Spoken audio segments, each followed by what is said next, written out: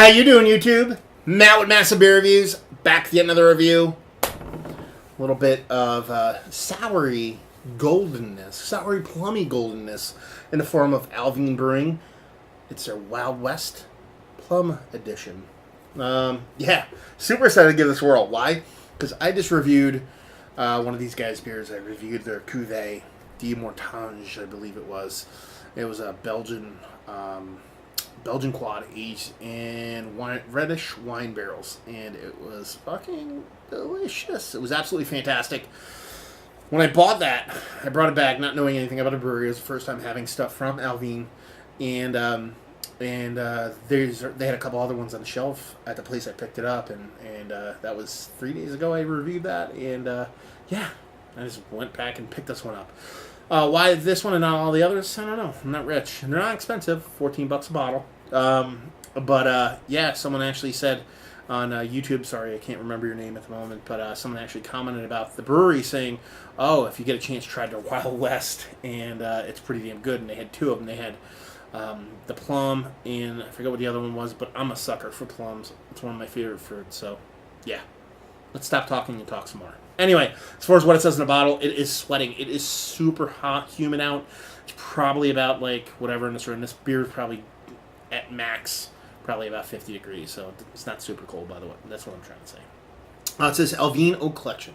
It's ale fermented with plums, aged in oak. It says golden blonde ale brewed with our own hops and fermented with our own Morpheus house yeast, aged in wood Bordeaux red wine barrels. For 8 months. Fermented on plums for 5 months. So you got 8 months. What I'm assuming is 3 months in the barrel, then they toss a bunch of plums in. That's what I'm guessing they did. So you're talking about golden ale. It's very golden color just by looking through the bottle. You're talking about red wine barrels and plums. So I'm curious the way this color is going to come out. It is the Plum edition. This is a 2015 bottle. Yeah, I just kind of tore the label a little bit, but I could check it out. I didn't actually notice that until right now. So it has 2 years on it. Only 6% alcohol by volume.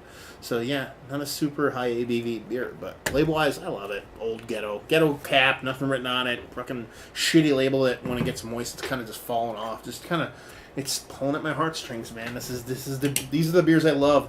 Nice kind of fill on it too, all the way up to the top. It wants to come out. Look at that.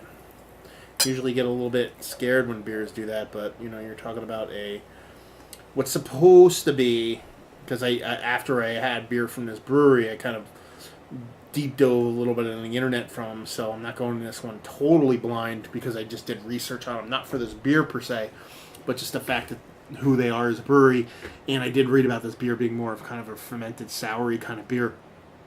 So yeah, anyway, big tall Trillium sour glass here. I love this glass, so I figured I'd show a little respect, even though I haven't had it yet. It's got a little subtle kind of haze to it, nothing too crazy. Big kind of 2.5 finger, gravity-defying, just off-white head. And yeah, she looks very kind of like green tea, if you ever had to see like Turkey Hill kind of green tea. I know for those people out there on Turkey Hill have no idea what I'm talking about. Basically like a green tea, like an Americanized iced tea, but a green tea version has that kind of look to it. So yeah. Big hat on her. See if we can fight through and get a nose.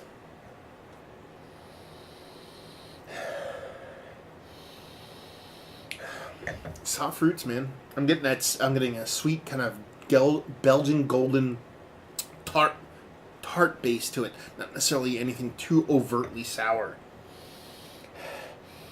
Fruitiness all around. The plums are there. It's a fleshy plum. It's not like a skinny kind of plum. It's a sweet kind of plum.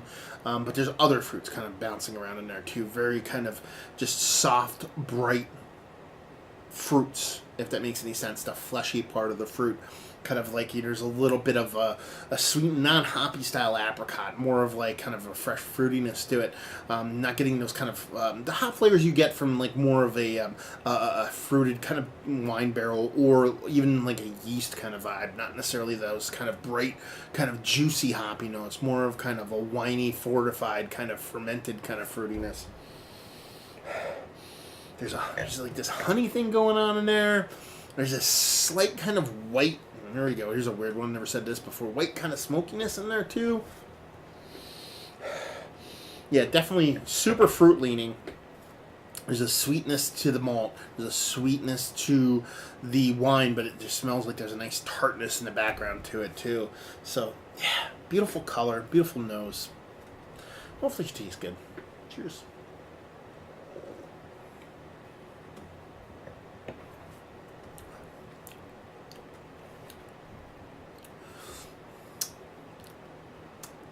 That doesn't suck.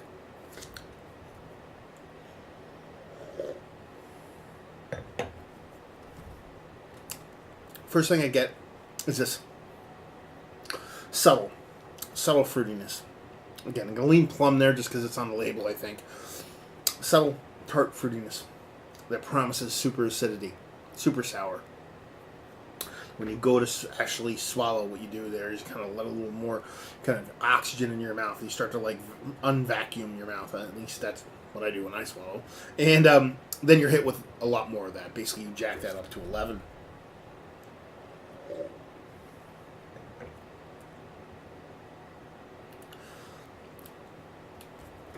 But that super acidity never comes.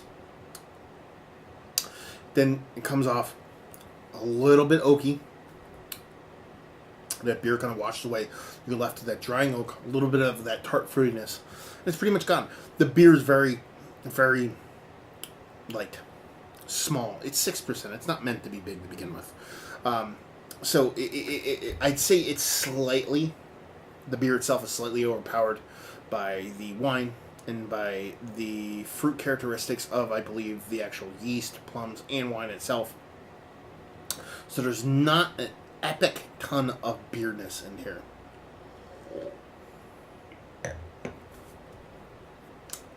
That's what I think it's supposed to be. The tart, and I say tart level because this is so close to being sour, it's not. It's just about perfect. It is. It's, and I keep hesitating to saying this is like eating a plum. It is. And I don't know why I'm doing it. I don't know why I'm holding myself back. Have a little bit of fucking conviction and say what you actually fucking mean. This is exactly like eating a fucking plum. It's exactly what it's like. If you ever picked, I grew up in Jersey. You don't think of plums when you think of New Jersey, but we had a plum tree in the front of our yard. And this is exactly what I remember as a kid when I pull a plum and eat it off too soon. Before it gets super sweet, before it gets like just that kind of start to ferment and get kind of sugary.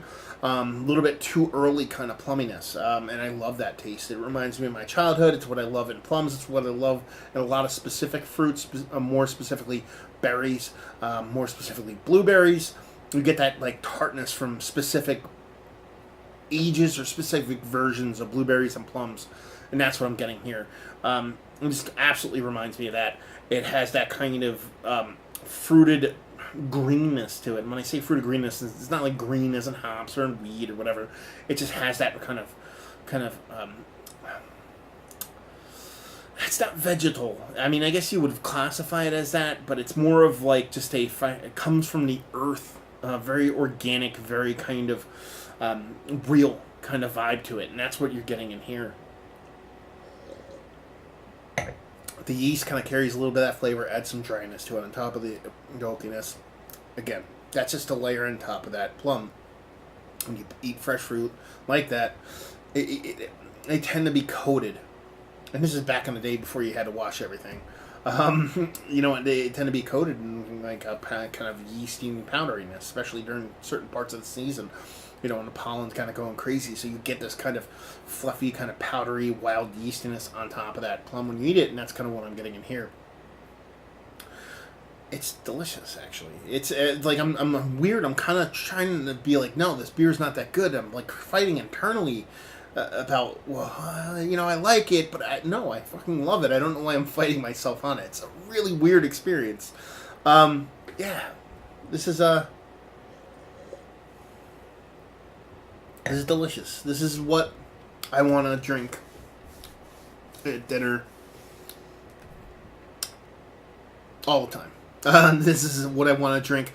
This is what I want to drink when I'm not drinking like crazy double IPAs and stouts and things like this. This is what I want to drink while I'm eating dinner. This is what I want to drink when I'm sitting outside relaxing. This is my version of wine. And I'm not a big wine guy, but this is about as close to wine gets for me. Loving it. There's other beers that are whiny, and there's brewers who are whiny, but there's beers that are whiny that are just too wine centric for me to really get into.